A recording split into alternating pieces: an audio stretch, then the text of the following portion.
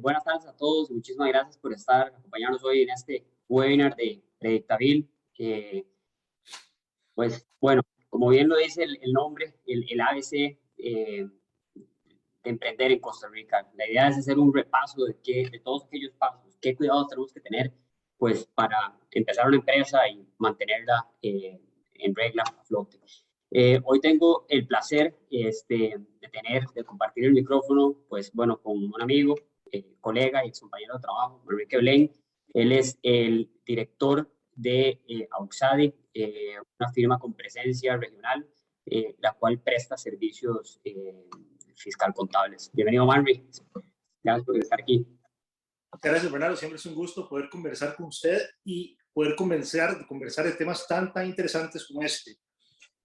Creo que no ha habido en la historia, digamos, en la historia próxima un mejor momento para emprender que este.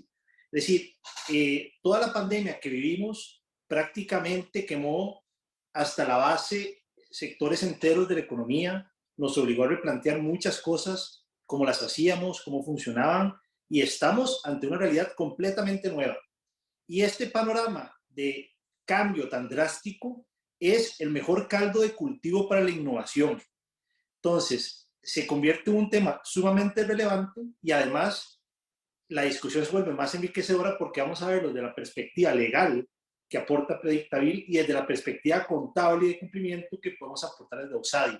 Así que creo que vamos a tener un enfoque de dos parámetros muy distintos que enriquecen a quien quiera aventurarse en estos momentos tan positivos para hacerlo. A ese punto está buenísimo, porque además no solo el momento, ¿verdad? La coyuntura que hay, digamos, a nivel mundial, que claramente está haciendo lo que es vos un caldo de cultivo para emprender, pero definitivamente creo que hoy más que nunca Costa Rica está en el centro, ¿verdad?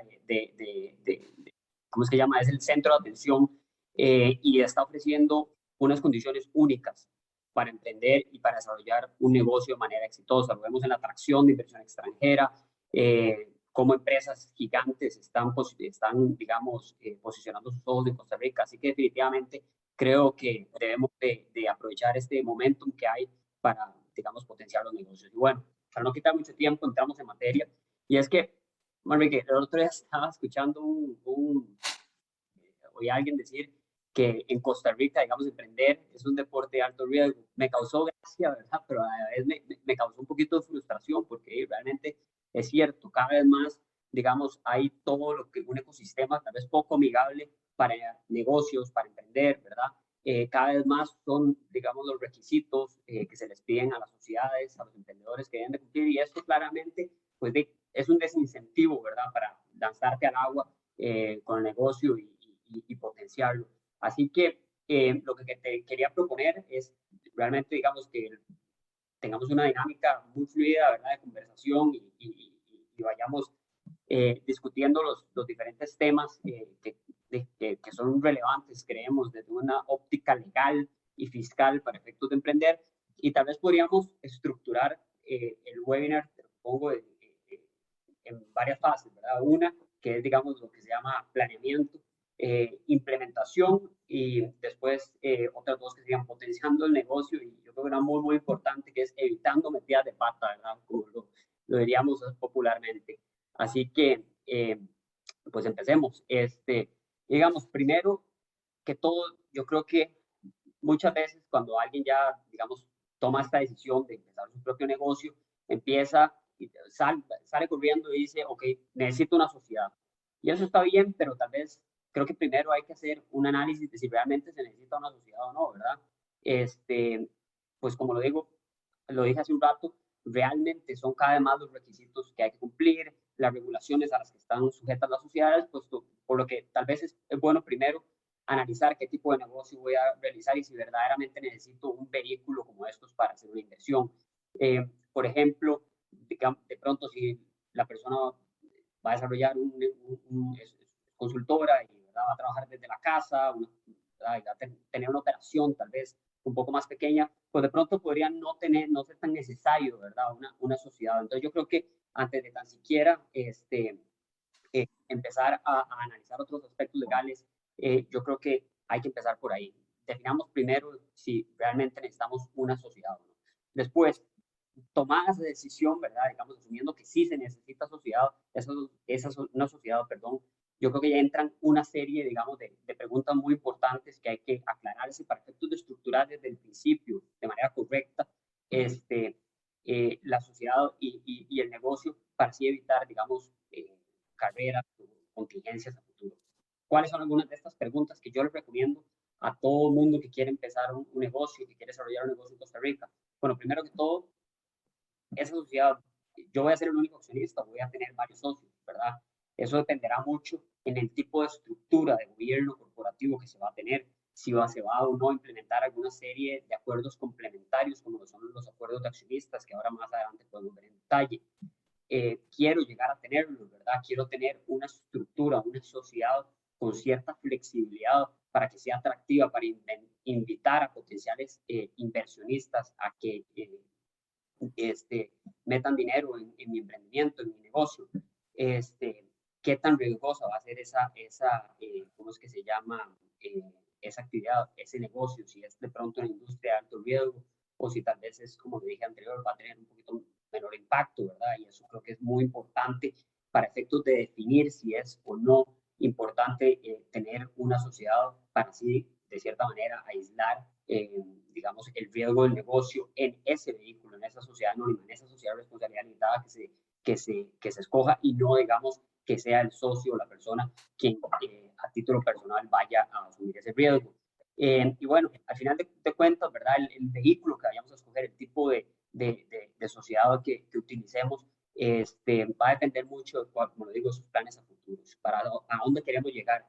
Eventualmente visualizamos que se quieren hacer algunas rondas ¿cómo se llama?, de atracción de inversionistas, de levantamiento de capital, y digamos, dependiendo del tipo de sociedades que vamos a entrar ahora a ver a fondo, pues algunas, digamos, tienen estructuras un poco más atractivas, más flexibles que otras, ¿ok? Entonces, listo, ya, digamos, como le dije, decidimos que sí, en efecto, se necesita una sociedad. Ahora, ¿cuál es la sociedad, digamos, que más se ajusta a mi modelo, a mi negocio?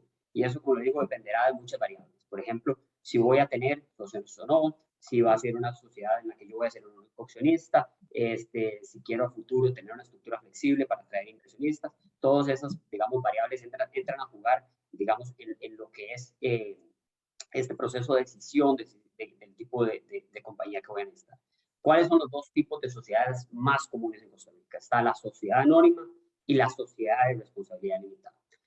Por ejemplo, a mí personalmente me gusta más y recomiendo en aquellos casos en los cuales van a haber varios socios o que se va a hacer una estructura de levantamiento de capital a futuro, que se van a traer inversionistas. Yo prefiero la sociedad anónima. ¿Por qué? La sociedad anónima, a diferencia de la sociedad de responsabilidad limitada, que ya la vamos a entrar a fondo, tiene una serie de condiciones que son más favorables para efectos, digamos, de gobierno corporativo. Gobierno corporativo, por ejemplo, se tiene una junta directiva formalmente, digamos, reconocida por ley. Las sociedades de responsabilidad limitada no lo tienen, pueden hacerse órganos similares, pero digamos, no tienen una estructura formal ya definida, como digo, en este caso por el Código de Comercio. Entonces, definitivamente creo que eso le da orden a una compañía en la cual, digamos, hay socios o varios socios o se quiere llegar a tenerlos. También el tema de que el capital social de las compañías esté constituido por acciones, a diferencia de las sociedades de responsabilidad limitada que tienen otra figura que se llama cuotas. Las acciones, digamos, tienen mayor flexibilidad para efectos de transarse en el mercado y sirven también de manera para hacer estructuras un poco más flexibles para efectos digamos, de levantamientos de capital. Entonces, definitivamente, si este es el escenario, como digo, varios socios, varios amigos que nos lanzamos a hacer un emprendimiento en común, definitivamente yo me encantaría y recomendaría lo que es la sociedad anónima. La sociedad de responsabilidad limitada, como digo, no tiene junta directiva, ¿verdad? Tiene, digamos, una figura de administración más, digamos, centralizada en la figura del gerente, que si bien se pueden hacer órganos de administración, a veces no está reconocida por ley, ¿verdad? Entonces, más o menos hay que ahí empezar a jugar, inventar con variables, que entonces, pues yo creo que si al final se tiene una figura reconocida y respaldada, como es una junta directiva, por el Código de Comercio, definitivamente creo que es la mejor opción a seguir. Las cuotas, por ejemplo, no pueden circular tan fácilmente como las acciones, que son como les digo, el tipo de figura en las sociedades anónimas, y por lo tanto a veces son un poco más restrictivas para efectos de hacer estructuras de atracción de capital. Además, las sociedades de responsabilidad limitada ya por ley tienen una serie, digamos, de derechos que reconocen en favor de los socios, como por ejemplo el derecho de suscripción preferente, que es que permite a los socios que ya están en la sociedad llegar y suscribir, comprar acciones en caso de que se vaya a aumentar, de que vayan a hacer levantamientos de capital, de manera que puedan mantener su porcentaje. O, por ejemplo, si alguno de los socios quiere vender, tiene la obligación de exigir la autorización unánime de los demás socios para poder ir a disponer de sus cuotas.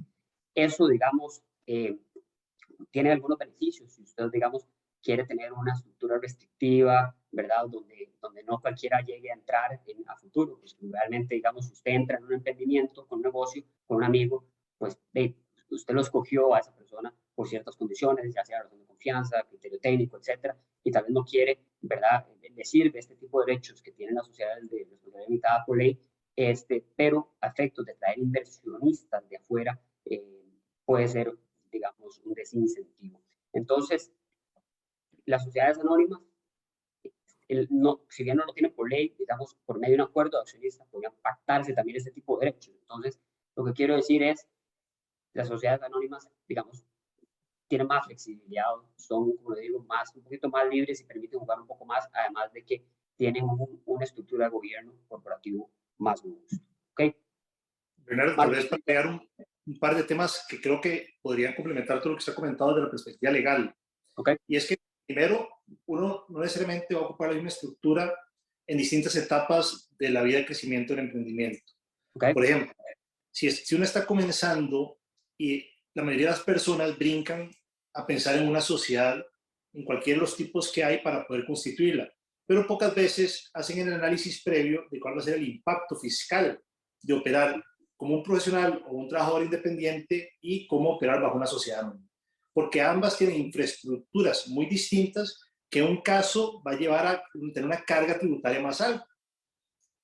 ¿Cuál es el beneficio de una sociedad? Pues bueno, toda la protección patrimonial y todo lo que uno sabe de manejar una actividad bajo una persona jurídica aparte que no va de alguna forma a permear el patrimonio personal de quien está constituyéndola.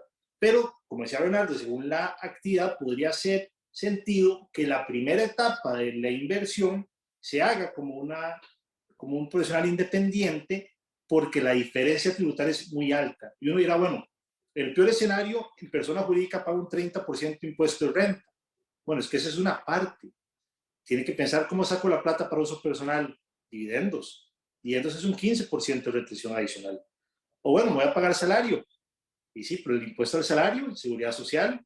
Entonces ya vemos como una estructura societaria, aunque pueda darnos una protección bastante válida, tiene un costo y un costo alto. Y en muchos casos hemos hecho el ejercicio de personas que han iniciado con su propio negocio, donde hacemos el ejercicio numérico y tiene más sentido, por lo menos en la primera etapa, continuar digamos, de forma individual antes de constituir una sociedad anónima o una sociedad de responsabilidad limitada. Entonces, es importante hacer ese ejercicio numérico porque los emprendimientos, todo 5 vale, y sobre todo al inicio. Y si por tener una estructura muy grande, tal vez más grande de la que ocupa en ese momento, puede ser que esté de alguna forma poniéndome la soga al cuello. Entonces, mejor ir por etapas y analizar la parte numérica. Y lo otro también es que hay que ver, como decía Bernardo, de dónde vienen los accionistas. Porque, por ejemplo, si yo tengo un accionista norteamericano, puede ser que a esta persona le interese más una sociedad de responsabilidad limitada que una sociedad anónima. Entonces, no solamente hay que enfocarse en la actividad local, sino también de dónde va a venir el capital que vamos a invertir en la actividad. Porque según de dónde viene ese capital, puede ser que el régimen tributario de ese país le convenga más una sociedad que la otra. Entonces, desde la perspectiva local no hay mucha diferencia, pero vale la pena ver de dónde vienen los accionistas, porque ahí sí podría tener una diferencia inmediata en la escogencia de una u otra sociedad. Buenísimo, buenísimo, perfecto, Mary. Y es que, bueno, lo que decís es, como te digo, es demasiado, es muy interesante y frustrante, ¿verdad? cuando llegas, digamos, a pasar el velo corporativo y ya querés distribuir plata para arriba a nivel personal, ¿verdad? Y tenés que empezar a pensar las contingencias tributarias, ¿verdad? ¿Qué tienes que pagar? Impuestos de la renta, dividendos, etcétera. Y eso tan siquiera, digamos, ni siquiera llega, o sea, tenés que pasar primero por el tortuoso camino de todos los requisitos y todo lo que tenés que pagar a nivel societario para tan siquiera llegar a pensar en todas estas variables que estás diciendo, ¿verdad? Eso es lo que quería aclarar. Entonces, digamos, creo que eso fue un buen punto para empezar en la segunda fase de este webinar, que era que decíamos al principio, la implementación. O sea, ya, digamos, empezamos a trabajar en la estructura de nuestro negocio. Empezamos con la constitución de la sociedad, ¿verdad? Nos vamos al registro, definimos ya el tipo de modelo que queremos, sociedad anónima, sociedad de responsabilidad limitada, ¿verdad? Se definen bien los estatutos con base en los diferentes requerimientos y los acuerdos que se tengan entre los diferentes socios, si es que hay varios o si es que hay uno.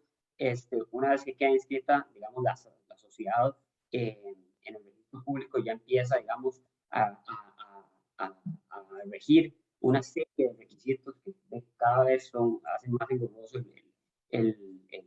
digamos, el desarrollo de una actividad empresarial en Costa Rica. Por ejemplo, una, aquí tal vez vos podemos darnos un poquito más de detalle, que es, ¿verdad? Inmediatamente, y eso tal vez mucha gente no tiene visibilidad, inmediatamente que quede inscrita la sociedad, tengo que salir en carrera, irme a Hacienda a hacer una actualización de datos. En vez de que haya, digamos, sistemas que se hablen entre sí, registro público y el famoso ATV de Hacienda, no, yo tengo que irme a pie, presentar un montón de documentos en Hacienda para registrar mi correo y que Hacienda me pueda hacer notificaciones oficiales. Contarnos tal vez un poquito de ese procedimiento ese dolor de cabeza que tienen que lidiar todos los emprendedores en Costa Rica. La mayoría de las metidas de pata que uno ve en los emprendimientos son metidas de patas evitables si se entiende bien la burocracia que implica tener una empresa en Costa Rica. Y esa burocracia empieza desde el momento en que nace la sociedad, comenzando por Hacienda. En el Ministerio de Hacienda tenemos que inscribir todas las sociedades, sobre todo cuando vamos a tener una actividad económica, indiferentemente que sea una sociedad de responsabilidad limitada o una sociedad anónima. Inclusive, si usted como persona física va a realizar una actividad comercial, se tiene que inscribir en Hacienda. Y todo lo que tenga que ver con Hacienda se hace a través de la plataforma ATV. Entonces, ATV es el portal mediante el cual vamos a intercambiar información con el Ministerio de Hacienda. Pero un ATV no se abre a nombre de la sociedad, se abre a nombre del representante de la sociedad. Entonces, si yo soy presidente de una sociedad anónima, tengo que tener mi perfil en el ATV y en ese perfil voy a tener un link con la sociedad de la cual yo soy representante. Entonces, lo primero que deberíamos hacer, si vamos a inscribir una sociedad, es estar seguros de que tenemos un usuario ATV para el representante. Una vez que eso se tenga, pues debería aparecer la información de la sociedad para poder hacer el registro como cualquiera de las categorías que nos permite. Y uno dirá, pues bueno, esto no es tan complicado. Créanme que en algunos casos esto genera atrasos de meses, sobre todo si el representante no es costarricense. Porque si el representante es costarricense, el trámite es relativamente fácil, con una cédula se puede abrir el usuario y todo se hace en línea. Pero si el usuario, no, el representante fuera un extranjero y no tiene número de identificación tributaria, es un proceso burocrático, largo y tremendamente aburrido en esta primera etapa del emprendimiento. Entonces también hay que considerar la duración de esto para poder tener operativa la empresa. Porque recuerden, si usted realiza una actividad comercial y no está inscrito en Hacienda, y no emite facturas, y no presenta declaraciones, usted tiene una contingencia.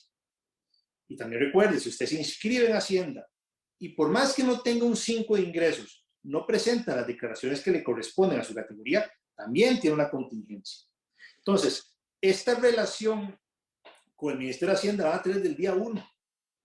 Y es importante que tengan la visualización de todo lo que ustedes van a tener que presentar, porque desde el día 1, sea una sociedad activa o inactiva, tiene obligaciones. Y es importante que las manejen un muy buen calendario, porque de lo contrario, por no presentar una declaración que se puede haber presentado en cero y le quita 5 minutos de su tiempo, puede ser que tenga que desembolsar los 5,000 colones al final del día. ¿Para qué? Es cuestión de orden, es cuestión de visualizar realmente todo lo que tengo que hacer con una persona jurídica o una persona física con actividad lucrativa. Sí, y digamos, la gente tal vez, por ejemplo, no dimensiona trámites pequeños como este que digo, que una vez inscrito en la sociedad hay que salir corriendo a actualizar los datos, pero lo que decís vos, si el representante es extranjero, ¿verdad? Hay un plazo para hacer esa actualización de datos y, por ejemplo, uno de los requisitos que pide Hacienda, que es un sinsentido por completo, es una copia del pasaporte notarizado y apostillado. Dependiendo de la jurisdicción, una notarización y apostilla en tiempos de COVID puede durar meses de meses y es cosas que vivimos todos los días a quienes trabajamos, digamos, haciendo este tipo de gestiones. Exacto. Y al final de cuentas, para agregar, o sea, siempre el dicho de a pellizco se mata un chancho. Pues bueno, a pellizcos de incumplimientos de estas cosas tan sencillas y burocráticas puede ser el acabose de un emprendimiento.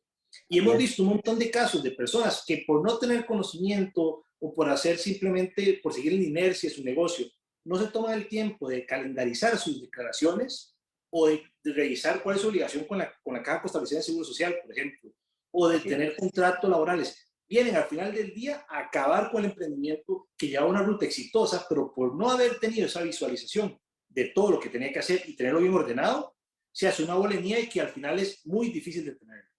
Sí, y digamos, ahora por ejemplo vamos a ir viendo los contratos que decís, algunas interacciones ya con la caja, que más adelante, pero Manrique, por ejemplo, o sea, es que el tema que decís vos, de a pellizco se mata, ¿verdad? Un elefante, eh, o sea, apenas no he llegado ni siquiera tal vez a inscribir la sociedad como contribuyente, ni siquiera he empezado a desarrollar una actividad y ya, digamos, estoy expuesto a un montón de obligaciones y contingencias que si no presto cuidado, básicamente me pueden matar el emprendimiento sin tan siquiera haber salido del horno. Por ejemplo, nosotros tenemos tenemos un calendario anual de obligaciones que con mucho gusto a quien le interese me puede contactar y se lo comparto, donde pueden bajar estas fechas relevantes, guardarlas en su calendario y tenerlos a mano para que se lo recuerde. Pero lo que les iba a decir es, después de que pasas este tema de la actualización de datos, digamos, por ejemplo, digamos que constituiste una sociedad y la dejaste ahí mientras estabas ahorrando para ir o levantando capital para desarrollar un emprendimiento, dejaste la sociedad pasiva, ¿verdad? Siendo un emprendedor y la gente dice, no, esto no me va a generar ninguna obligación, ¿acaso estoy, digamos, generando renta o estoy ejerciendo ninguna actividad? Y ya, digamos, tenemos encima la declaración de sociedades inactivas, que por cierto vence ahora el 15 de marzo, ¿verdad? Y que si no la presentas, de nuevo, te genera una multa. No sé si quieres aprovechar que la tenemos encima para contarnos un poco cómo funciona esa declaración. Sí, esto viene con la reforma fiscal del 2019, con la Ley de Fortalecimiento de las Finanzas Públicas, y lo que le da es a las sociedades inactivas la obligación de presentar declaraciones en la cual hagan visible a la administración tributaria su patrimonio, sus cuentas bancarias, las propiedades que tienen. ¿Cuál es el objetivo de esto? Pues bueno, Hacienda lo que quiere es llevar un control de cómo se va comportando ese patrimonio de esa sociedad a través del tiempo. Entonces, toman una foto en diciembre del 2020 y ven que tienen una propiedad. Toman otra foto en diciembre del 2021 y ven que ya no está esa propiedad. ¿Qué quiere decir eso? Que la vendió. Entonces, Hacienda revisaría si usted reportó el impuesto de ganancias de capital y si no lo reportó, pues hay una fiscalización. Entonces, es muy importante que las personas que tienen sociedades inactivas presenten esta declaración y aplica para todas las sociedades inactivas. Es decir, por el simple hecho de existir y no tener una actividad comercial inscrita, ya tienen esta obligación de presentarlo bien, porque a futuro puede implicar una contingencia por el no pago de impuestos. Entonces, vean qué interesante, realmente tener una sociedad, los que somos papás, tal vez nos sentimos más identificados con la descripción, pero es como tener un chiquito. O sea, yo me acuerdo la primera vez con mi hijo que llegué a la casa del hospital y bueno, ¿ahora qué hago? Tendré que cuidar por el resto de mi vida. Lo mismo es una sociedad activa o inactiva. En el momento que usted la constituye y es su sociedad, va a tener un montón de obligaciones de impuestos que usted va a tener que cuidarla hasta que empiece a caminar solito. Y no tenerle cuidado a esta primera etapa les trae muchos problemas a futuro. Sí, yo por ejemplo, antes había una práctica que era básicamente, ya fuera negocio o título personal, ¿verdad? La recomendación era constituya una sociedad para cada uno de los bienes que usted tiene y para cada uno de los negocios. Entonces, a mí, digamos, me da un dolor de cabeza cuando veo gente, ¿verdad?, que tiene una sociedad para el carro, una sociedad para la casa, una sociedad para el perro, el gato, el perico, otra sociedad, digamos, en los negocios, cuando tiene una sociedad para la operación, otra para inmobiliaria, otra para los carros, ¿verdad?, otra para la planilla. Y bueno, la cantidad de obligaciones que hay, ¿verdad? Y eso además creo que se presta para metidas de pata, porque por ejemplo ahora podemos analizarlo dentro de un rato, podemos ver un poco el tema de precios de transferencia, ¿verdad? Las transacciones que se hacen entre empresas, que la gente dice, no, no, no, somos de los mismos, no, ya no están así. Pero bueno, tal vez aquí yo lo tenía para más adelante, pero no sé si querés asomarle un poco el tema de ganancias de capital. Creo que es un concepto muy nuevo que entró a regir a partir de la reforma tributaria del 2019. Hombre, que no sé si querés hablarnos un poco, porque Sí, bueno, el concepto es muy interesante. Históricamente se consideraban únicamente ingresos gravables aquellos ingresos que provinieran de los factores de producción, es decir, del trabajo, el capital invertido y del capital invertido de bienes.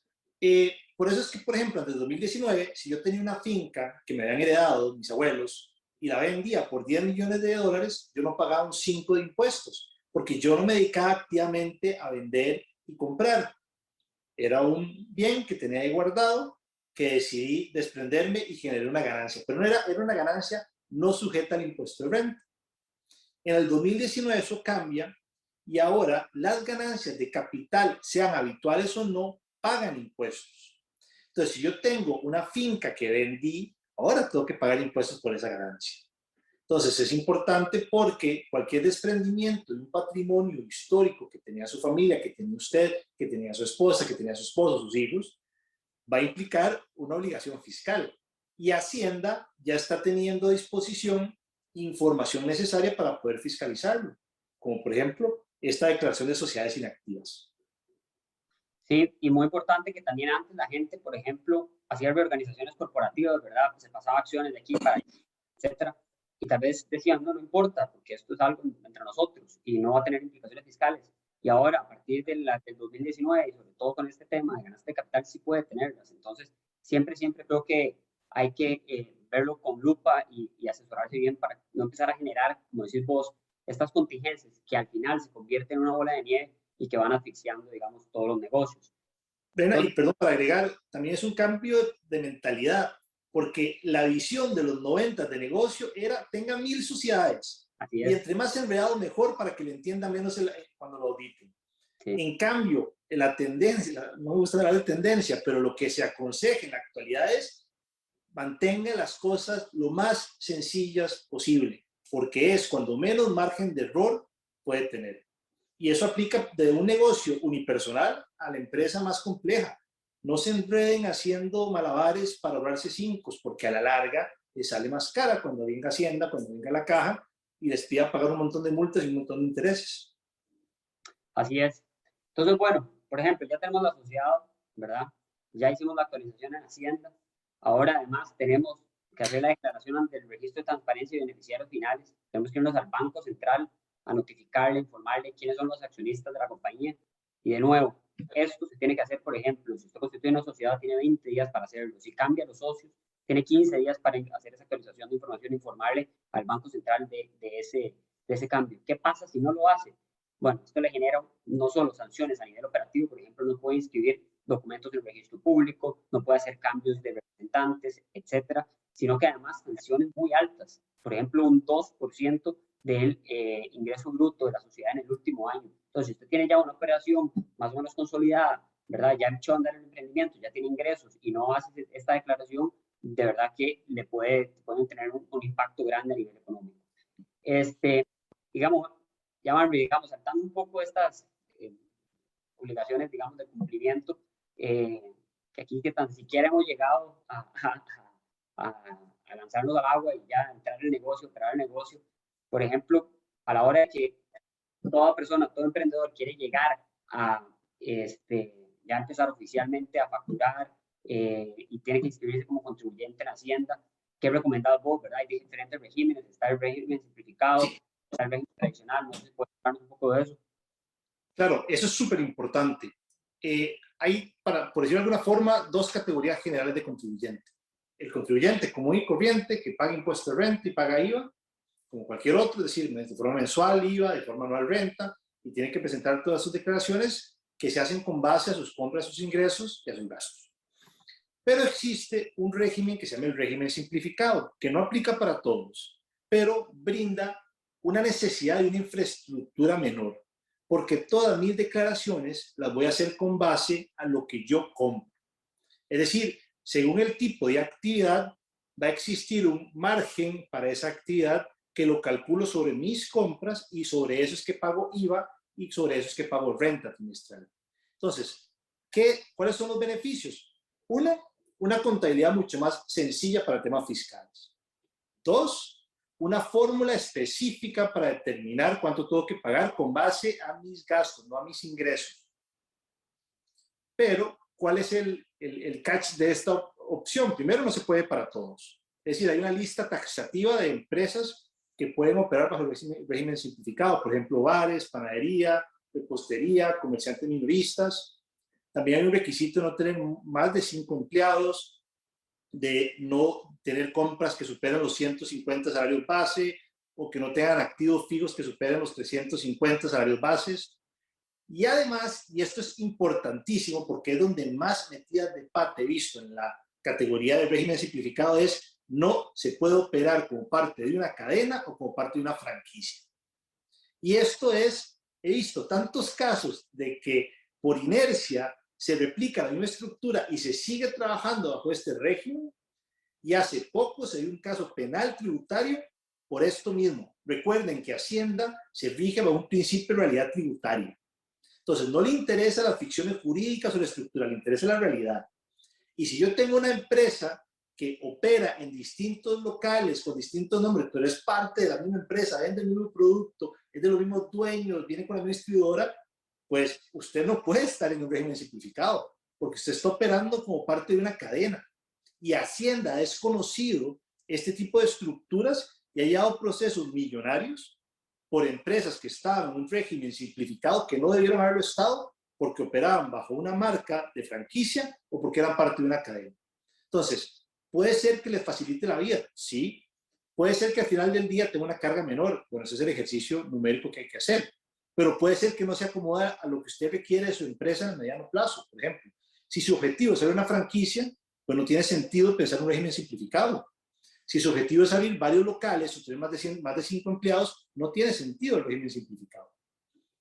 Y además, recuerden que el régimen simplificado no le interesa sus ingresos. Los impuestos se calculan a partir de sus compras. Entonces, si este año, por ejemplo, la materia prima que usted compraba para producir su producto sube dramáticamente de costo, usted igual va a tener que pagar impuestos, porque no le interesa al régimen su utilidad real. Se calcula a partir de una fórmula de sus compras. Entonces, si sube o baja su margen, eso no se ha reflejado en sus obligaciones fiscales. Entonces, podría implicar que un año estoy teniendo pérdidas, pero igual tengo que pagar impuestos. Entonces, es un riesgo que hay que analizar según cómo podría fluctuar los precios de la materia prima, de todos los insumos que ocupo para tener mi operación. Entonces, ¿suena llamativo? Sí, suena llamativo y en muchos casos puede ser una buena opción para comenzar la operación. Pero si es una opción válida o no, va a depender del plan a mediano plazo, del tipo de actividad y del riesgo de que fluctúen los precios de los insumos que ocupo yo para poder realizar mi actividad comercial. Buenísimo. Muy valiosa la información, Enrique. Gracias. Y bueno, ya, además del tema digamos, inscribirse como contribuyente, definir el régimen en el cual te vas a inscribir, etcétera, de conformidad del negocio que vas a desarrollar, viene otro gran reto, ¿verdad? Que es la caja. La caja que es durísima con los negocios. Y aquí, tradicionalmente, se ha cometido un error gravísimo, como era el de las sociedades, de hacer muchas sociedades, digamos, para registrar diferentes partes del negocio. Por ejemplo, en temas de caja, mucha gente inscribía antes o implementaba un régimen de servicios profesionales. Y eso, digamos, ya, digamos, la caja no come cuento y está totalmente superado. Mucha gente, en Costa Rica, digamos, hay un régimen muy proteccionista del trabajador y realmente, si usted, al igual que, digamos, en temas tributarios, en temas laborales, aplica, digamos, el principio de realidad. O sea, no importa, como dice Manrique, las figuras jurídicas que utilicemos, sea contratos de servicios profesionales o no, aplica lo que realmente está pasando en el día a día. Entonces, si tenemos una persona bajo el régimen de servicios profesionales que no importa, tenga contrato y tenga, digamos, todas las formalidades que en principio establece la ley, pero si esta persona realmente entra en un área gris donde hay subordinación, donde se cumplen una serie de elementos, como por ejemplo que se le den las herramientas de trabajo, que tenga que cumplir horario, etcétera, ya se configura una, digamos, relación de trabajo. Y esto, digamos, independientemente de las contingencias a nivel laboral que se puedan generar, la persona puede ir a demandar a la empresa por los derechos laborales, ¿verdad? Sino también con la caja se genera una gran contingencia porque también es una bola de nieve.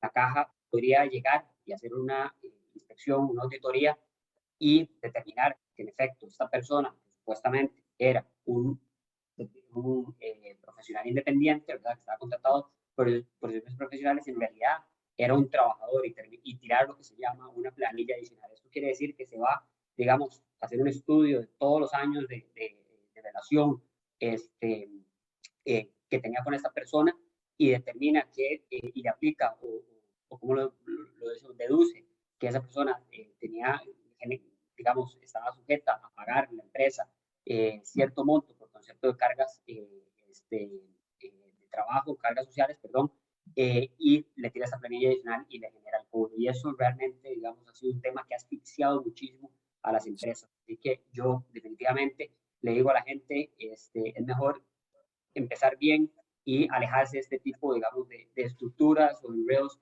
que al final de cuentas le pueden matar el emprendimiento.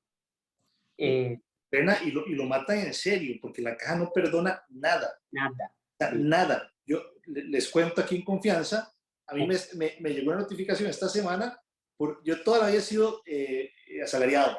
Emití una factura en el 2008 y este mes me llegó una notificación de la caja por esa factura del 2008.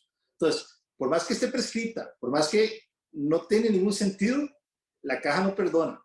Y menos en estas épocas donde el gobierno está escaso de liquidez y de flujo de caja y está buscando donde sea y donde pueda. Y la caja está auditando a cada persona que existe una mínima incongruencia. Y además piensen lo siguiente, si yo contrato a alguien y para ahorrar caja y para ahorrar impuesto al salario, lo tengo como servicios profesionales, yo estoy asumiendo la contingencia no solo de lo que yo tuve que haber pagado como patrono, sino de lo que yo tuve que haber retenido a mi empleado. Entonces, la porción de la seguridad social que le tuve que haber retenido al salario del empleado, si yo no lo retuve y lo pagué, yo soy responsable ante la caja. El impuesto al salario que yo le tuve que haber retenido y reportado, no lo hice, yo soy responsable de ese dinero. Entonces, estoy asumiendo una contingencia muy grande de dineros que no son míos, que son de mis colaboradores y que la obligación es que yo lo retenga. Entonces, me estoy ganando la rifa por todo lado. Bueno, para ir ampliando este tema porque también es muy interesante. Digamos, y este por favor es un principio que todo emprendedor debe grabarse, es el principio de realidad económica. Tanto la caja como el Ministerio de Hacienda, lo que les importa es la realidad de la operación. Entonces, si yo tengo una planilla y la tengo contratada por servicios profesionales, no es relevante para la caja, no es relevante para Hacienda.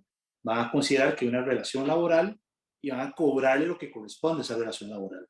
Entonces, estos esquemas que muchos siempre habían aconsejado de, mira, no lo contrates por planilla, hazlo por servicios profesionales.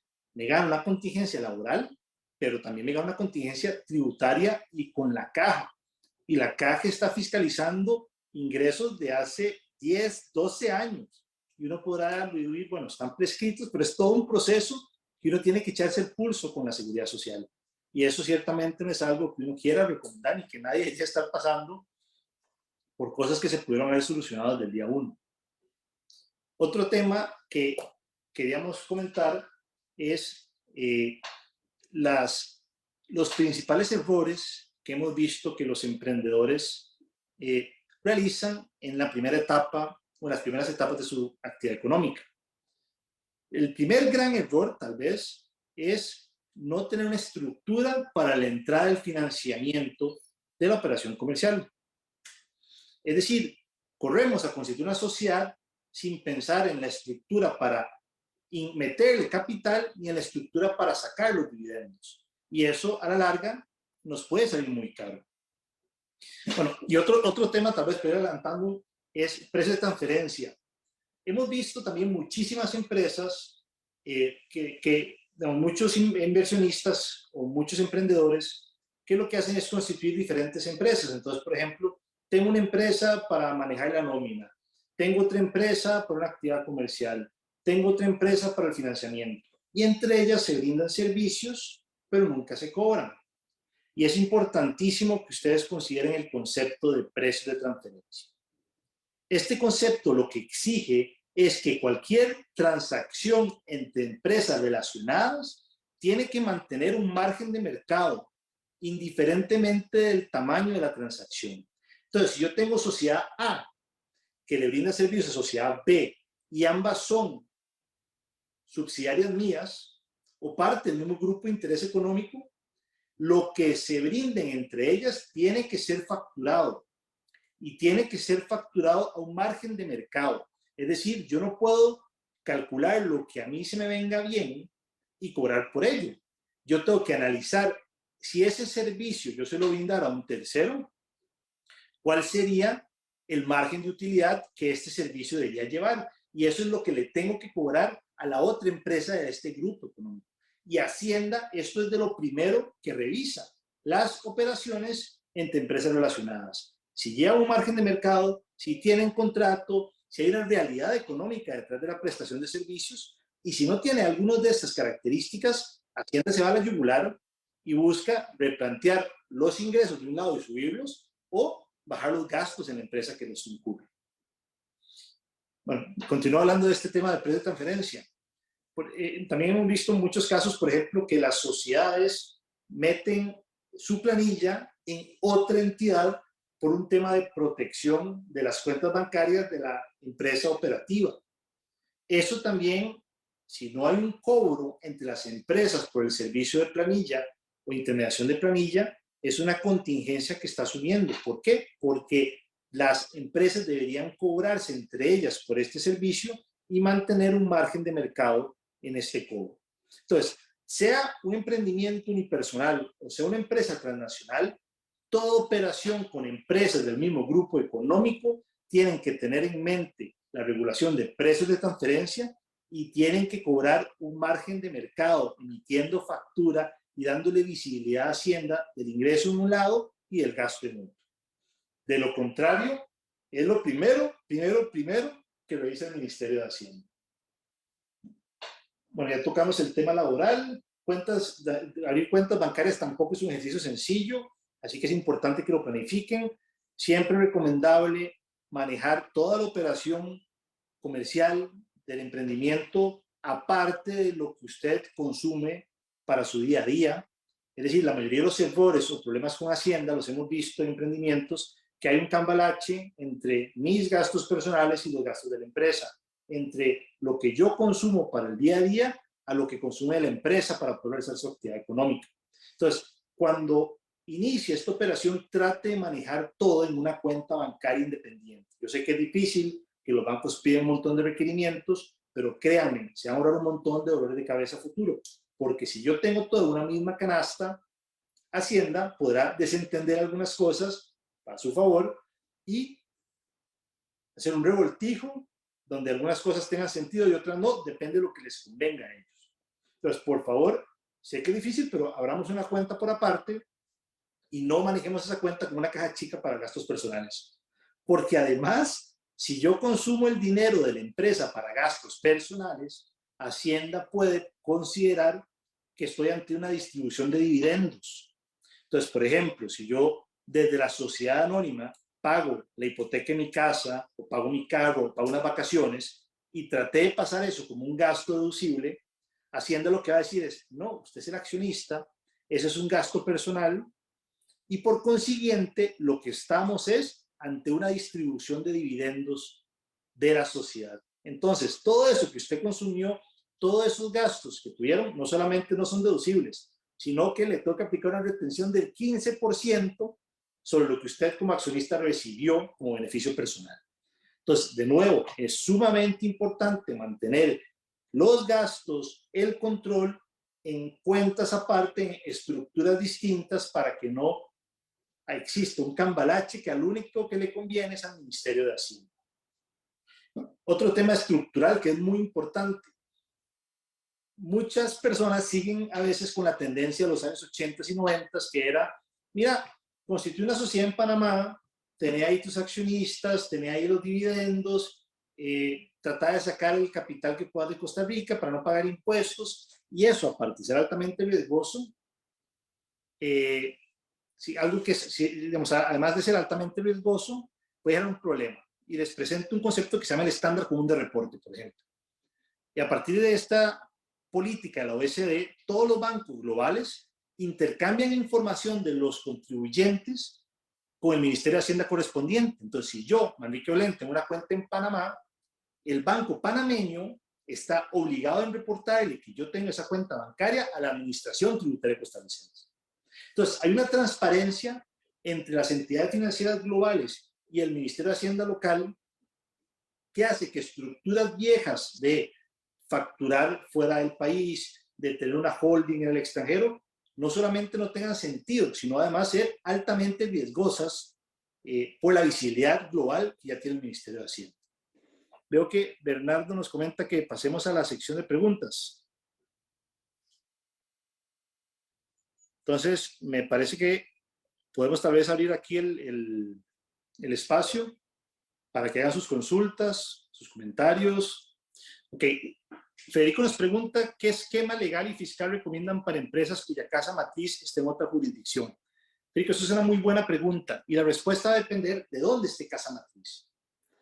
Desde la perspectiva costarricense y desde la perspectiva fiscal, no hay mayor diferencia en escoger una sociedad de responsabilidad limitada o una sociedad anónima. La única diferencia es que en el caso de la sociedad de responsabilidad limitada, los créditos que los cotistas le hagan a la sociedad, el gasto financiero no va a ser deducible, sino que va a ser considerado una distribución de dividendos. Entonces, si el cotista de la sociedad de responsabilidad limitada le presta $1,000 a la sociedad, cuando la sociedad le pague intereses, esos intereses se van a considerar como una distribución de dividendos, de cuotas.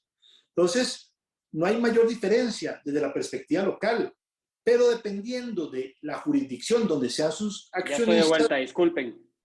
Buenísimo. Sí, Sí. se me fue el micrófono de la computadora, pero disculpen. Ok, ¿en qué estaba, Manri? Estábamos respondiendo a la primera pregunta que hablaba de qué tan importante era escoger la sociedad o el tipo de sociedad dependiendo de la jurisdicción donde esté el accionista. Todo lo que le estaba comentando es que realmente desde la perspectiva fiscal costarricense no hay mayor diferencia en ambas entidades con excepción del crédito de los cotistas. Pero que sí hay una gran diferencia si, por ejemplo, el accionista es una sociedad norteamericana, estadounidense. ¿Por qué? Porque en estos países hay un sistema de renta mundial. Entonces, las inversiones que estas empresas tengan en el extranjero sí tienen una injerencia en su obligación fiscal local. Entonces, en esos casos es muy común que los inversionistas norteamericanos utilicen las sociedades de responsabilidad limitada, no por el efecto local, sino por el efecto que va a tener su declaración en Estados Unidos.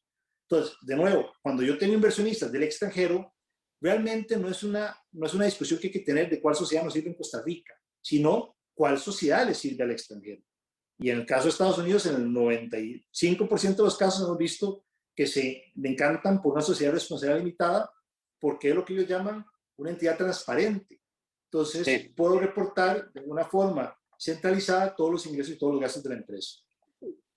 Manrique, y además yo creo que esto va un poco amarrado con un tema que yo quería sacar, que es el tema, mucha gente ya en la fase a la que quería llegar, que era potenciando el negocio, llegan y dicen, bueno, ahora sí ya tenemos una estructura más o menos robusta, ya tenemos un negocio andando, y ahora sí vamos, digamos, a hacer algo más sofisticado para atraer inversionistas. Entonces van y constituyen, digamos, una holding en el extranjero, se van a Panamá, se van a Estados Unidos, etcétera.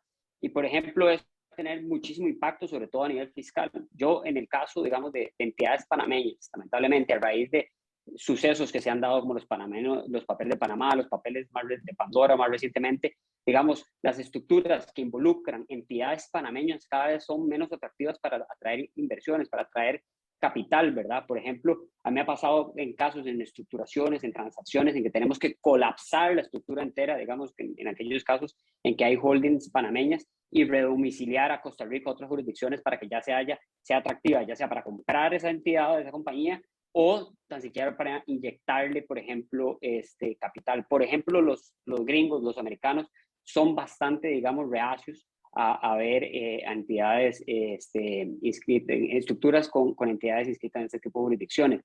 Por ejemplo, yo no sé, también muchísima gente sale y empieza a facturar desde otras jurisdicciones. Yo no sé si quieres hablar un poquito del impacto que podría traer también para su negocio el tener este tipo de prácticas.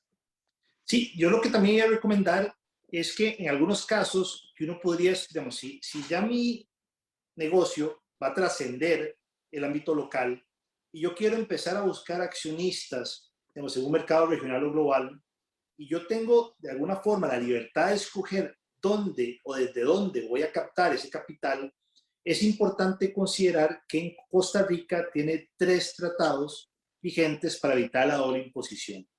Entonces, ¿qué quiere decir esto? Si yo tengo una sociedad anónima en Costa Rica que le paga dividendos a una persona física en Costa Rica o en el extranjero, hay una retención del 15%. Pero si el accionista fue una sociedad española, por ejemplo, con base al convenio para evitar la doble imposición que tenemos vigente con España, si yo tengo más del 20% de las acciones, cuando yo distribuya dividendos, en vez del 15%, me tengo un 5%. Caso similar con México o con Alemania, que son los 3 países con quien tenemos convenios de esta naturaleza.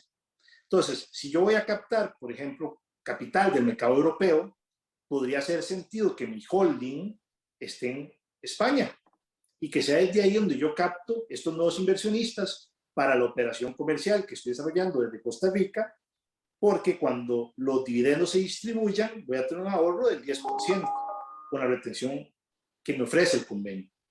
Entonces, es importante también plantearlo con base a esta infraestructura de tratados que tiene el país. Ok, muy bueno eso. Y a ver, otro tema que quería preguntarte, Manuel, que yo no sé si, bueno, ya vi que tocaron un poco el tema de precios de transferencia, que a mí me parece súper importante, sobre todo por malas prácticas, ¿verdad? Están desde hace tiempos, como era esto de constituir muchas sociedades para diferentes, digamos,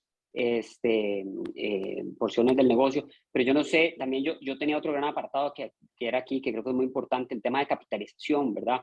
Cómo decidir, cómo meterle plata a la sociedad, ya sea préstamos, ya sea aportes de socios, ¿verdad? De nuevo, préstamos en especie también, que se pueden hacer por medio de activos, por medio de know-how, de trabajo. No sé si también puedes, digamos, hablarnos un poco de cuáles son esas implicaciones y cómo, digamos, hacer esos aportes de tal manera que sean limpios y que no vayan a generar una contingencia.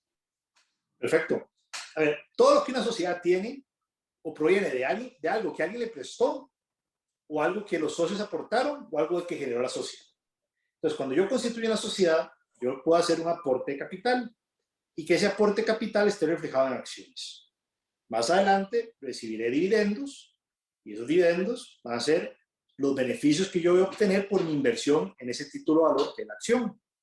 Los dividendos, como ustedes saben, no es un gasto deducible porque es la utilidad que yo distribuyo ya entre mis accionistas y además lleva una retención del 15% en la mayoría de los casos.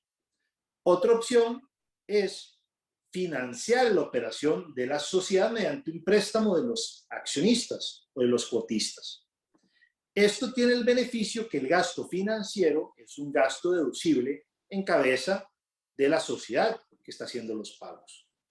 Pero hay un pero, y es que si yo tengo una sociedad de responsabilidad limitada, yo no puedo tener una estructura de crédito de esta naturaleza, porque el gasto financiero va a ser considerado como una distribución de dividendos. Y esto es únicamente en el caso de sociedades de responsabilidad limitada. Entonces, si usted piensa financiar su actividad mediante un préstamo de los cuotistas a la sociedad, sepa que ese gasto financiero no solamente no va a ser deducible, sino que va a generar una retención del 15%. Y usted me dirá, pues bueno, muy fácil, no se cobre ningún interés. Y ahí es donde entra la regulación de precios de transferencia. Porque si yo le voy a dar un crédito a una empresa que es subsidiaria mía, yo tengo que cobrarle un interés de mercado. Yo no puedo cobrar un 0.5%. Yo tengo que hacer una revisión de cuánto es la tasa de interés de mercado para créditos de esa naturaleza y debería cobrar esa tasa de interés. Entonces, el financiamiento podría o no podría funcionar dependiendo de las características de la operación. Y después hay otra tercera opción, que es un aporte capital extraordinario. Yo soy accionista de una sociedad y ocupo meterle capital para que funcione, pero no quiero acciones. Entonces yo registro eso en cabeza de la sociedad como una cuenta por pagar y lo registro como un aporte capital extraordinario. Entonces lo que estoy haciendo es una inyección de capital que no se ve reflejado en acciones para que la empresa trabaje, para que haga lo que tenga que hacer y después devuelve ese aporte y no hay ninguna retención porque no estoy distribuyendo beneficios, estoy devolviendo la plata que me dieron para poder tener capital de trabajo. Sí, y creo que, perdón, aquí nada más me gustaría hacer dos aportes. Primero, me voy un poco más atrás, por ejemplo, con el tema de las sociedades de responsabilidad limitada, que decías, ¿verdad? Lo de el tema de que los préstamos y los pagos se podrían considerar pagos de, ¿cómo se llama?, distribución de dividendos. A ver, nada, por dicha, nada está escrito en piedra. Si de pronto ustedes constituyeron una sociedad de responsabilidad limitada y quieren implementar una de estas estructuras, podríamos transformarla y valorar opciones. Las sociedades se pueden transformar, una sociedad de responsabilidad limitada se puede transformar en una sociedad anónima y viceversa. Después, otro tema que hay aquí, y es, por ejemplo, el tema de lo que decía Manrique, lo de la capitalización, ¿verdad? Mucha gente salta y dice, bueno, voy a emitir acciones, voy a aumentar capital social. Y eso, digamos, tiene un gran impacto, sobre todo en gastos. Por ejemplo, los aumentos de capital social generan el pago ¿cómo se llama?, de gastos de registro, que puede ser muy alto y es innecesario, porque existe esta figura del registro de capital adicional pagado que no se ve reflejado en el capital social, que es, digamos, muy válido tanto a nivel corporativo como bien lo señala Manrique a nivel fiscal. Ahora, por ejemplo, cuando se requiere, digamos, inyectar que este capital sí aparezca reflejado a nivel de acciones, generalmente cuando ustedes quieren ir a apalancarse, a ir a pedir un préstamo a un banco, el banco sí le va a decir, vea, todo bien, pero yo necesito que todos los aportes que usted ha hecho a la fecha, sean efectivos, sean en especie, ¿verdad? Sí se vea materializado, se vea reflejado en las acciones de capital social de la compañía. Y estos aportes, quiero aclarar, no necesariamente tienen que ser solo en dinero, hay aportes en especie, ustedes pueden aportar bienes.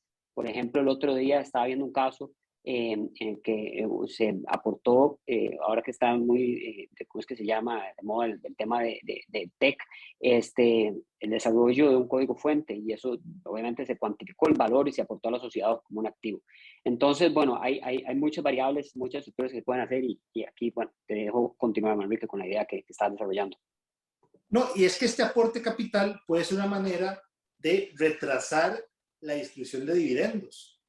Me explico. Supongamos que yo aporto 1.000.000 de colones como aporte capital extraordinario y la empresa empieza a generar utilidades y yo quiero sacar esas utilidades para mí, porque me da la gana de ir de vacaciones. Quiero ir a Disney, quiero comprar una casa, un lote, lo que sea.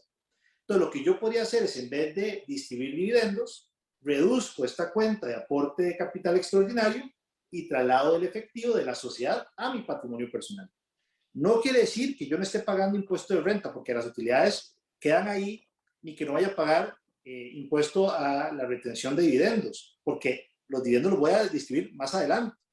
Así Pero es. estoy incluyendo en el tiempo la carga tributaria de los ingresos que me está generando la empresa. Y todos sabemos que al principio cada 5 cuenta. Y si yo tengo una forma de darle capital a mi sociedad y de poder sacarla sin que tenga que pagar un 15% por dividendos, pues podría ser una estrategia interesante para los primeros años de vida de la entidad. Sí, ahora, esto va muy amarrado con lo que hablábamos al principio. Esto es viable solo en tanto se implementen desde el inicio de la sociedad buenas prácticas de cumplimiento. Digamos, en materia fiscal creo que es muy importante el tema de trazabilidad. Todos estos aportes que se van haciendo tienen que estar respaldados a nivel contable y en actas, en el libro de la compañía. Si no, realmente, digamos, ante una auditoría sería muy difícil demostrar la existencia de estos aportes. Pero tal vez nada más algo importantísimo, perdón que meta la cuchara, pero yo me acuerdo cuando las primeras semanas de cuando yo me casé, hay un montón de cosas que en mi casa, cuando yo estaba soltero, pasaban automáticamente que yo no me daba cuenta y decía, simplemente pasan porque sí. Cuando uno está casado y le toca hacer esas cosas por su cuenta, dice, pucha, que hay que pagar la luz, hay que pagar el internet, hay que limpiar, o sea, hay un montón de cosas que uno, cuando ya se independiza, se da cuenta que existen y que tienen que revisarlo. Por favor, si van a emprender, no asuman que las cosas se hacen. Revisen la contabilidad mensualmente con su contador. Pidan estados de cuenta de la administración tributaria. No asuman que las cosas se están haciendo por detrás. porque es en esos brincos de fe, en esos saltos de fe, que muy a menudo se cometen errores garrafales y la persona asumía que el contador le está llevando todo bien, que todas las declaraciones están siendo presentadas y nunca pidió una reunión mensual para ver que efectivamente todo calzara con el realidad de negocio o los comprobantes de las declaraciones, y cuando Hacienda llega a fiscalizarlos algún tiempo después se da cuenta que se está manejando todo mal.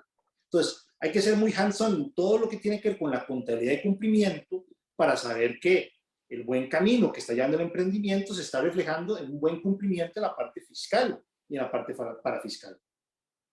Buenísimo.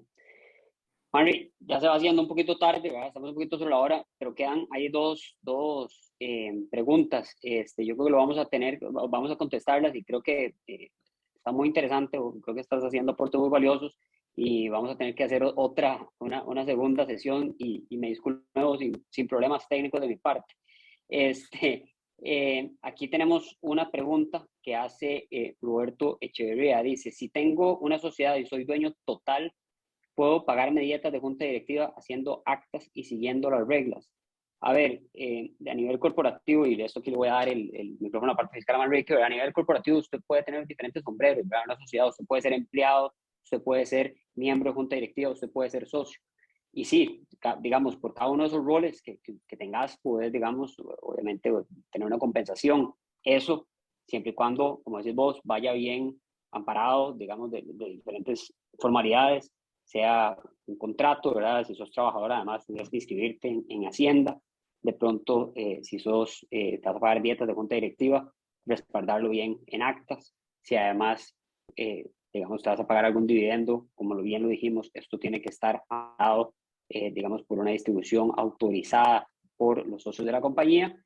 Y como te digo, esto además, cada uno de estos actos va a generar diferentes obligaciones. Entonces, Manri, no sé si querés vos hablar un poquito de cuáles, por lo menos a nivel de dietas, cuáles son esas obligaciones fiscales que tendría que cumplir cada Sí, miembro de junta directiva. las dietas igual llevan una retención. Es una retención un poquito más baja que el impuesto al salario, pero igual hay una carga fiscal de por medio. Yo no vería un problema porque uno perfectamente puede tener diferentes sombreros dentro de una estructura. Yo puedo ser accionista, el representante, el trabajador y el todólogo de la entidad. O sea, eso no Así hay es. problema. Pero volvemos a tal vez la palabra mágica del día de hoy, sustancia. Es decir, si yo voy a pagarme dietas, yo tengo que aportar la sustancia y la prueba de Hacienda que efectivamente son dietas porque se realizaban las sesiones de junta directiva, porque hay actas y porque hay toda una prueba por medio que efectivamente yo fungí dentro de esa labor. Si usted no tiene esto, se le cae abajo el pago de dietas. Si usted no tiene la sustancia y la prueba para demostrar que efectivamente usted era parte de la junta y que habían sesiones donde se discutían temas y todo que en actas, pues usted está ganando una contingencia. Y una contingencia que tampoco es de gratis, porque le pueden considerar como distribución de dividendos, lo pueden considerar como salario, y entramos en todo un ecosistema que nadie quiere estar discutiendo con Hacienda, ni con la caja, dicho sea el paso. Así es. Ok. Después tenemos otra de Jorge Segares. Dice, ¿qué buenas prácticas recomiendan para la propiedad intelectual? A ver, creo que a nivel legal, corporativo, la propiedad intelectual tiene muchos ámbitos, ¿verdad? Dependiendo del tipo de propiedad intelectual. Si es una marca, si es, digamos, como le dije hace un rato, un código fuente. Creo que habría que analizarlo así caso por caso.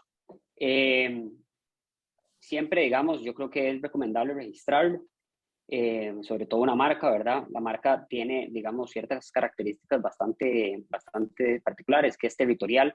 La protección debe hacerse en cada jurisdicción. El hecho de que usted, por ejemplo, tenga inscrita una marca en Estados Unidos no necesariamente significa que la protege aquí. Aunque hay ciertos remedios que la ley establece para protegerla, siempre es importante inscribirla en cada país, eso por un lado. Por ejemplo, otros elementos, como decir un código fuente, ¿verdad? Tener el cuidado de, por ejemplo, también inscribirlo, y a nivel técnico, pues de tener todos los resguardos operativos. En tema, a ver, también propiedad intelectual muchas veces se usa por efectos de hacer estructuras corporativas, ¿verdad? Licenciamientos entre empresas relacionadas, etcétera, y eso dispara una serie de obligaciones como es el famoso precio de transferencia. Pero sí, digamos, en conclusión, yo creo que el primer paso en temas de propiedad intelectual es determinar, digamos, específicamente qué tipo de activo de propiedad intelectual es, de intangible, y dependiendo de eso, protegerlo con base o en cada jurisdicción donde usted, digamos, va a desarrollar su negocio. Y no sé si a nivel fiscal quieres hacer algún Sí, aporte. también es importante considerar que usted está usando propiedad intelectual, marcas que están registradas en el exterior, y usted está reconociéndole el uso de esta marca a una entidad en el extranjero. El pago por el uso de esta marca lleva una retención en la fuente. Entonces también es importante considerar si en la estructura, por ejemplo, usted va a pagar derechos por una franquicia o por el uso de una licencia y se va a pagar a un extranjero o una entidad extranjera, ese pago lleva impuestos de remesas al exterior. Entonces es importante considerarlo porque si bien es un impuesto en cabeza del no domiciliado, es un gasto adicional que la estructura global, sobre todo si son parte del mismo grupo, irían a tener dentro de ese esquema de operación. Buenísimo. Vamos a ver si hay algo más por aquí. Yo creo que eso era todo. Pues sí, yo creo que ya todo el mundo debe tener hambre y quiere irse a cenar. Así que sí, yo creo que fue muy provechoso, Manrique. De nuevo, te dejo la invitación ahí en el aire. Ojalá podamos encontrarnos aquí pronto de nuevo. Y muchísimas gracias. Muy, muy valiosos los aportes. Gracias a todos que se conectaron. Esperamos haber traído un poquito de valor agregado a sus emprendimientos, a sus negocios. Y de nuevo, cuenten con Predictabilia Oxai, pues para ayudarlos en con cualquier servicio legal o fiscal que requieran. Buenas noches.